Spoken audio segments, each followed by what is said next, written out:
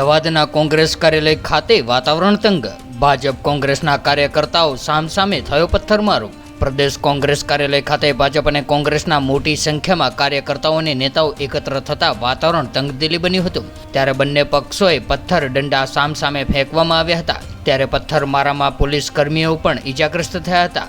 ઉલ્લેખનીય છે કે લોકસભામાં રાહુલ ગાંધીના નિવેદનને લઈને વિરોધના વંટોળ અમદાવાદ સુધી પહોંચ્યો છે। ત્યારે ગઈકાલે રાત્રે અમદાવાદના કોંગ્રેસ કાર્યાલય પર ભારે વિરોધ થયો હતો। ત્યારે કોંગ્રેસ કાર્યાલયમાં બેનરો ઉપર કાળો સ્પ્રે લગાવવામાં આવ્યો હતો। ત્યારે આ દરમિયાન હવે ભાજપ અને કોંગ્રેસના કાર્યકર્તાઓ સામસામે આવી ગયા છે અને તંગદિલી વાતાવરણ વચ્ચે લાકડી અને પથ્થરોનો વરસાદ થયો હતો।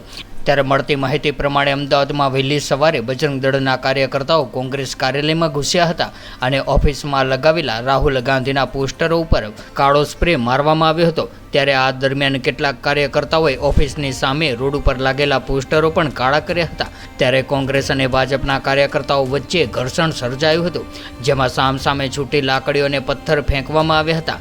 ત્યારે આ મામલે પથ્થરમારામાં એક પોલીસ જવાન પણ ઈજાગ્રસ્ત થયો છે। ત્યારે હાલ તો વાતાવરણ તંગ બની ગયું છે અને પોલીસ સાથે પણ ઘર્ષણ શરૂ થયું હતું। ત્યારે પોલીસે ભાજપ અને કોંગ્રેસના કાર્યકર્તાઓની અટકાયત કરવામાં આવી હતી અને આગળની કાર્યવાહી હાથ ધરાઈ છે।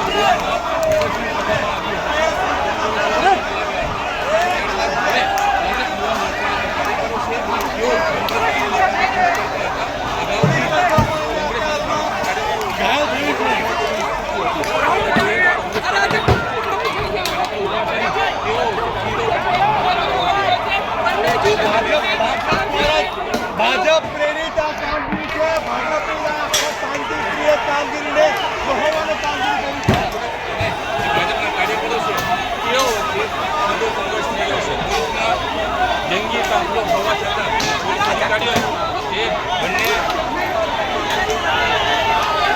લોકો હતા તેઓને સમજાવવાની કોશિશ કરી હતી, સંઘર્ષ ટાળવાની કોશિશ કરી હતી, છતાં પણ બંને તરફથી પથ્થરમારો અત્યારે જોઈ રહ્યા છો કે ભારે સંઘર્ષની સ્થિતિ પેદા થઈ છે. પોલીસ અધિકારીઓ દ્વારા સમજાવવાની કોશિશ કરવામાં આવી રહી છે.